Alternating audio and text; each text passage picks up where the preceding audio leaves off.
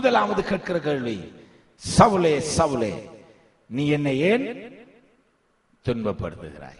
அன்றைக்கு இருந்த அதே சத்தம் இன்றைக்கும் கேட்டுக்கொண்டிருக்குமானால் அந்த சத்தம் என்ன? சவுலே சவுலே நீ என்னை ஏன் துன்பப்படுத்துகிறாய்? இன்றைக்கு அந்த சவுலே சவுலே என்ற இடத்திலே நீங்க அமைதியாக அந்த வேதத்தை ஒருக்கா பாருங்க. உங்களோட பெயரை போட்டு பாருங்க. எந்த பெயரை நான் போடலாம். என்னது? குகனே குகனே நீ என்னை ஏன் துன்பப்படுத்த? நீங்க உங்களோட பெயரை போட்டு கொஞ்சம் சொல்லுங்க வாயை திறந்து. ஆபிரகாமே ஆபிரகாமே நான் உன்னை ஆசீர்வதிக்கவே ஆசீர்வதிப்பேன் என்ற ஒரு வசனம் இருந்து அந்த வசனத்துல உங்களோட பெயரை போடுங்கன்னு சொன்னா இப்ப பெரிய சட்டம் வந்து இதுல நம்முடைய பெயரை போட விருப்பம் இல்லை. ஏன்னா அதுதான் உண்மை. என்ன உண்மை? நாம ஆண்டவர் நம்மை பார்த்து இந்த சத்தத்தை என்ன செய்திடக்கூடாது, சொல்லிடக்கூடாது. அதாவது என்ன? குகனே குகனே நீ என்னை ஏன் துன்பப்படுத்துகிறாய்? இது நமக்கு விருப்பம் இல்லை.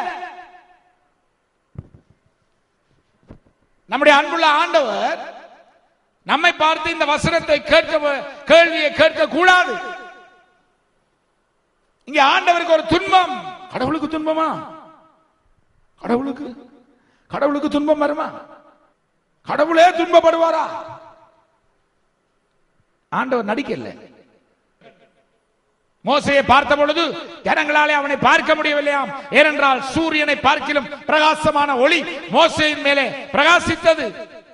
அதே போன்ற ஒளி இங்கே அப்போஸ்தலர்களுடைய நாட்களிலே சவுலுக்கு முன்பாய் பிரகாசித்தது. அந்த ஒளிதான் நானே மெய்யான ஒளி என்று சொன்ன இயேசு கிறிஸ்து. ஹல்லேலூயா! அந்த இயேசு கிறிஸ்து நடு மத்தியான வேளையிலே ஒரு மனிதனை ஆசீர்வதிக்க ஆரம்பித்தார். அந்த மனிதனை ஆசீர்வதிப்ப ஆரம்பித்த அந்த முதல் கட்டத்திலே கர்த்தர் அவனை பார்த்து கேட்கிறார், நீ என்னை ஏன் துன்பப்படுத்துகிறாய்? பல சூழ்நிலைகளுக்குள்ளே நாங்க எங்களுடைய குடும்ப வாழ்க்கையில, எங்களுடைய ஊழிய வாழ்க்கையில அல்லது எங்களுடைய தனிப்பட்ட வாழ்க்கையில இயேசுவும் ஒரு நபர் என்பதை மறந்து விடுகிறோம். ஆனா வீட்டில் நீங்க சில இடங்களிலே அங்கே கொழுவப்பட்டிருக்கு அன்சீன் கெஸ்ட், பார்க்க முடியாத ஒரு விருந்தினர் நம்முடைய வீட்டின் மத்தியில் என்ன செய்து கொண்டிருக்காரு இருக்கு. அதிகமா சாப்பாட்டு மேசை மேல போட்டிருப்பாங்க. மூன்றாவது நபர் அவர் நாம் பார்க்க முடியாத ஒரு விருந்தினர். இன்றைக்கு பலர் நம்முடைய வாழ்க்கையில இயேசு நம்முடைய குடும்பத்திலே ஒருவர் என்பதை மறந்து விடுகிறோம். இங்கே இந்த சவுல் அவன் என்ன நினைத்தான் என்று சொன்னால், நான் வணங்குகிற தேவன் என்னோடு கூட இருக்கிறார் என்று நினைத்தான். எப்படி நினைத்தான்? வாசிங்க 8ஆம் அதிகாரம். இன்றைக்கு இறைவன் நம்மோடு இருக்கிறார், கடவுள் நம்மோடு இருக்கிறார் என்பதை மறந்து நாம் பல பேர் நம்முடைய வாழ்க்கையிலே நாம் நினைத்த பிரகாரமாக எல்லாவற்றையும் செய்கிறோம். முக்கியமாக தேவனுடைய பிள்ளைகள். சவுல் வீடுகள் தோறும் நுழைந்து புருஷரையும் ஸ்திரீகளையும் இழுத்துக் கொண்டு போய் காவலில் போடுவித்து சபையை பாழாக்கி கொண்டிருந்தான், சிதறடித்துக் கொண்டிருந்தான். அவன் எப்படி ஏன் அதை செய்தான் என்றால், சபையை குறித்த பக்தி வைராக்கியம் என்னை நெருக்கினது. சபையை குறித்து, கர்த்தருடைய ஆலயத்தை குறித்து, பிரதான ஆசாரியரை குறித்து, கர்த்தருடைய வேதத்தை குறித்து, மோசையை குறித்து, மோசையினுடைய கற்பனைகளை குறித்து நான் வைராக்கியம் உள்ளவனாயிருந்தேன். யெகோவாவை குறித்து நான் அதிக வைராக்கியம் உள்ளவனாயிருந்தேன். ஓ ராஜாவே, நான் வைராக்கியம் உள்ளவனாயிருந்தேன். அவன் யோசித்தான், நான் வீடுகள் தோறும் போய் இந்த இயேசுவை பிரசங்கம் பண்ணுகிற அத்தனை பேரை நான் வெளியிலே கொண்டு வந்து கொலை செய்தால் என்னுடைய யெகோவா தேவன் என்னை ஆசீர்வதிப்பார் என்று அவனுக்கு தெரியல. தான் செய்து கொண்டிருக்கிறது மகா பெரிய வேதனை உள்ள காரியம், கர்த்தரை வேதனைப்படுத்துகிற காரியம் என்பதை அறியாதிருந்தான். அவன் யோசித்தான், நான் இப்படிப்பட்டவர்களை கொலை செய்து இப்படிப்பட்டவர்களை நான் சிறையிலே அடைத்தால் யெகோவா சந்தோஷப்படுவார். இன்றைக்கு அப்படிப்பட்ட சவுல்கள் இன்றைக்கு திருச்சபைகளுக்குள்ளே நிறைந்து காணப்படுகிறோம். பல தடவை நாங்கள் செய்கிற காரியங்கள் தேவனுக்கு பிரியமான காரியங்கள் என்று நினைத்து செய்கிறோம். ஆனால் அது என்ன செய்கிறது? தேவனை துன்பப்படுத்துகிறது. கிறிஸ்தவருடைய வாழ்க்கையில் இங்க 8ஆம் அதிகாரம் 2ஆம் 3ஆம் 4ஆம் வசனங்கள் அப்போஸ்தலர்கள் பவுலுக்கும் பவுலோடு சேர்ந்த அத்தனை பிரதான ஆசாரியர்களுக்கு சந்தோஷத்தை கொடுத்தாலும், இயேசு கிறிஸ்துவை கொலை செய்வது யூதர்களுக்கும் பிரதான ஆசாரியர்களுக்கும் சந்தோஷத்தை கொடுத்தாலும் பரலோகம் கண்ணீர் விட்டது. பிலாத்து சொல்லுகிறான், நான் இந்த பண்டிகை நாட்களிலே, என்ன நாட்கள்? இந்த பண்டிகை நாட்களிலே, அங்க எருசலேம் முழுக்க என்னத்தை கொண்டாடி கொண்டிருக்கிறது? பஸ்கா பண்டிகையை கொண்டாடுகிற சந்தோஷமான நாளிலே, யூதர்கள் எல்லாம் சந்தோஷப்படுகிற நாளிலே, அந்த புறஜாதியான் சொல்லுகிறான், இந்த நாளிலே நான் ஒரு நீதிமானை விடுதலையாக்குவது நல்லது அல்லவா? ஒரு சந்தோஷமான நாளில் என்ன செய்வாங்க? இங்க நாட்டில் சுதந்திர தினம் வரக்குள்ள என்ன செய்வாங்க? ஜெயில இருக்கிற கள்ளர்கள் 1000 பேரை விடுதலையா, கள்ளர்கள் நல்லாக்கள் இல்லை.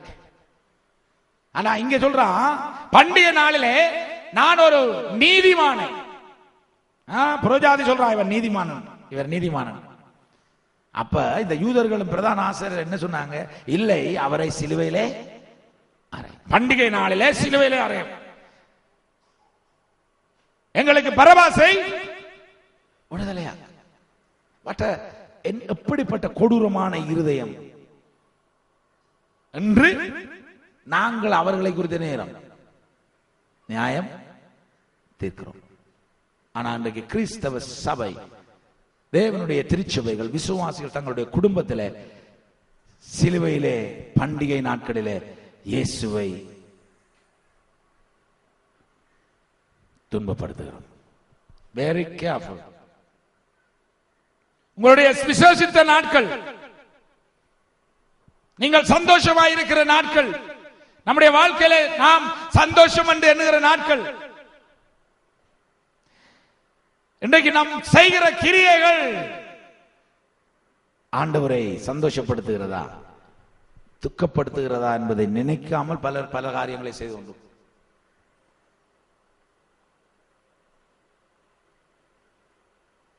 நீ தேவனை துன்பப்படுத்தும் வரைக்கும் தேவனுடைய ஆசீர்வதிக்க தொடங்க முடியாது. பலருடைய வாழ்க்கையில நாம் ஆண்டவருடைய சிலுவையை சுமக்கிறோம், ஆண்டவருடைய வேதனையை சுமக்கிறோம் என்று சொல்லி தொடர்ந்து ஆண்டவரை, நாங்க சில ஆட்கள் சொல்லுவாங்க, பாஸ்டர் நான் இந்த சாமான தூக்கிட, ஐயோ ராஜா வேணான் ராஜா, நீ தூக்குவதை பார்க்கிலும் தூக்காமல் இருப்பதே நல்லது சொல்லி அவர் தூக்குனா டொங்கண்டனே வேறு விழுத்து விட்டுருவார். பலர் தேவனுடைய சமூகத்தில் அப்படித்தான், நாம் தேவனை பிரியப்படுத்த பார்க்கிறோம் என்று சொல்லி தேவனை என்ன செய்ய பார்க்கிறோம்? திரும்பவும் என்ன செய்யறோம்? நாம அவரை சிலுவையிலே.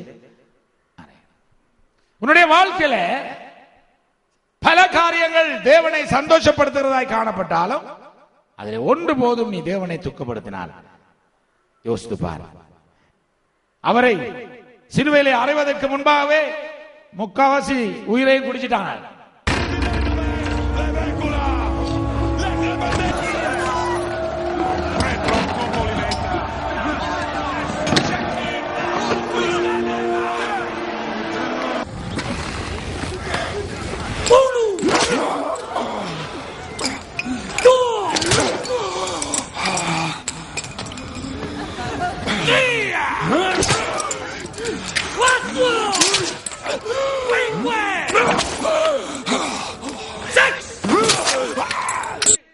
வேதத்திலே சொல்லப்பட்டிருக்கிற அந்த சவுக்கின் நுனியிலே குண்டுகளை, ஆணிகள் பதித்த குண்டுகள், அந்த குண்டுகள் போய் தோளிலே பட்டு அதை கிழித்தெடுத்தது தோலை.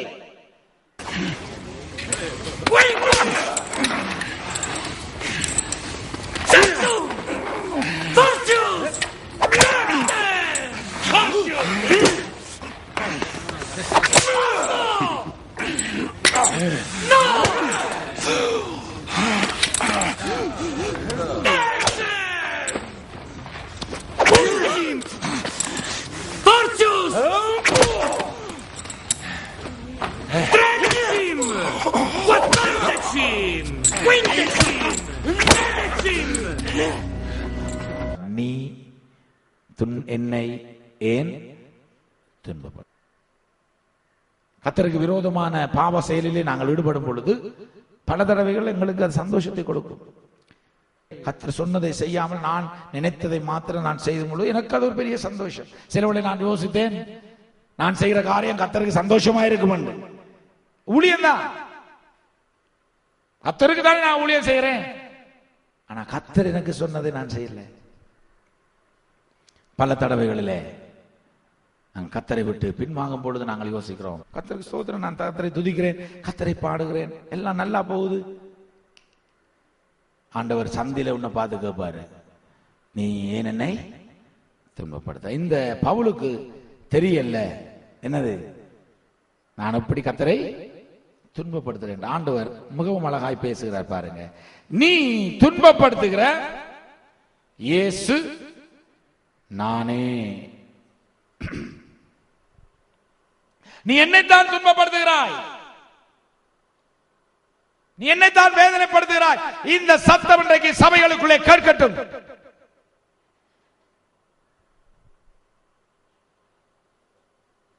கர்த்தர் உங்களுக்கு ஒரு அறிவித்தல் கொடுத்து, வாங்க உங்களோட மகளை போறேன், எனக்காக இதை செய்யுங்க என்று சொல்லும் பொழுது நாம் கர்த்தரை விட்டு நம்முடைய முகத்தை விலக்கிக் கொள்வோமானால் அது ஆண்டவரை அதிகமாய் துன்பப்படுத்துகிறது.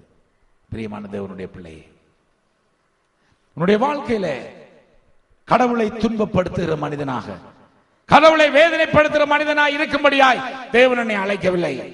அதுக்கு மாறாக எப்படி ஆண்டவர் அழைக்கிறார்? கடவுளை சந்தோஷப்படுத்துகிற ஒரு மனிதனாய் கர்த்தர் அழைக்கிறார். கிறிஸ்துவுக்குள் பிரியமானவர்களே, இந்த நிகழ்ச்சி மூலமாய் உங்களை சந்தித்ததிலே நாங்கள் மிக்க மகிழ்ச்சி அடைகிறோம். கடந்த வாரத்திலே கர்த்தருடைய பாடுகளை, வேதனைகளை தியானித்த நம்முடைய வாழ்க்கையிலே நாம் கர்த்தருடைய உயிர்த்தெழுதலின் வல்லமையை தியானித்து இந்த புதிய வாரத்துக்குள்ளே நாங்கள் கடந்து வந்திருக்கோம். ஆகவே இந்த வசனத்திலே கேட்டபடி நாம் பல சூழ்நிலைகளிலே கடந்த நாட்களிலே கர்த்தரை துன்பப்படுத்தினது போல வரப்போற நாட்களிலே எங்களுடைய ஆராதனைகளிலே, எங்களுடைய தனிப்பட்ட வாழ்க்கையிலே, எங்களுடைய குடும்ப வாழ்க்கையிலே, எங்களுடைய வேலை ஸ்தலங்களிலே, எந்த சூழ்நிலையிலும் நாங்கள் கர்த்தரை துன்பப்படுத்தாதபடி எப்பொழுதுமே ஆண்டவரை சந்தோஷப்படுத்துகிற ஒரு வாழ்க்கையை நாங்கள் வாழ வேண்டும் என்று ஆண்டவர் சொன்னார். வேதம் சொல்லுகிறது, நாம் விரும்புகிற ஊழியத்தை கர்த்தருக்காய் செய்யும் பொழுது அது கர்த்தரை பிரியப்படுத்தாது. நாம் விரும்புகிறபடி கர்த்தருக்கு நாங்கள் நன்மை செய்யும் பொழுது, கர்த்தருடைய காரியங்களிலே நாங்கள் ஒத்தாசை பண்ணும்போது அது கர்த்தரை பிரியப்படுத்தாது. அதற்கு மாறாக வேதம் சொல்லுகிறது, என்னுடைய சித்தத்தை நான் சொல்லுவதை நீங்கள் செய்யும் பொழுதுதான் என்னுடைய இருதயம் சந்தோஷப்படுகிறது என்று கர்த்தர் சொல்கிறார். ஆகவேதான் பவுலனுடைய வாழ்க்கையில அவன் இறைவனை குறித்து வைராக்கியம் உள்ளவனாய் கிரியை செய்து கொண்டிருந்தாலும் எப்பொழுது அவன் ஆண்டவராய் இயேசு கிறிஸ்துவினுடைய சத்தத்தை கேட்டான், அன்றிலிருந்து அவன் இயேசு கிறிஸ்துவினுடைய வாஞ்சியை மாத்திரம் நிறைவேற்றுகிறவனாய் வாழ தொடங்கினான். அந்த தெய்வத்தினுடைய இருதயத்தின் வாஞ்சியை மாத்திரம் நிறைவேற்றினான். கர்த்தர்தாமே நம் ஒவ்வொருடைய வாழ்க்கையிலும், நம்முடைய பேச்சிலும், நம்முடைய நடக்கையிலும், நம்முடைய பாடல்கள், ஆராதனைகள், ஊழியங்கள் அத்தனையிலும் கர்த்தராகிய இயேசு கிறிஸ்துவை மாத்திரம் பிரியப்படுத்தி அவருடைய சித்தத்தை மாத்திரம் நிறைவேற்றுவோமானால், அப்படி நிறைவேற்றுவோமானால் நிச்சயமாகவே அவர் வரும் பொழுது உத்தமம் உண்மை உள்ள ஊழியக்காரனை, கொஞ்சத்திலே உண்மை உள்ளவனாயிருந்தார், நான் அனைத்துக்கு அதிபதியாக்குவேன் என்று சொல்லி எங்களை மகிமையிலே ஏற்றுக்கொள்வார். கர்த்தர்தாமே உங்களை ஆசீர்வதிப்பாரா. இந்த நிகழ்ச்சி, இந்த வசனங்கள் உங்களுக்கு ஆசீர்வாதமாக இருந்திருக்குமே ஆனால் எங்களோடு கூட தொடர்பு கொண்டு எங்களுக்கும் அதை அறிவியுங்கள். நாங்களும் உங்களோடு சேர்ந்து கர்த்தரை துதிக்க வாஞ்சிக்கிறோம். கர்த்தர்தாமே உங்களை ஆசீர்வதிப்பாரா. எங்களுடன் தொடர்பு கொள்ள கிழக்கிழங்கை சுவிசேஷ பணி இலக்கம் 27 விமான நிலைய வீதி, ஊரணி, மட்டக்களப்பு, ஸ்ரீலங்கா. தொலைபேசி எண் 006525222280. இணையதளம் www.go-spell.com.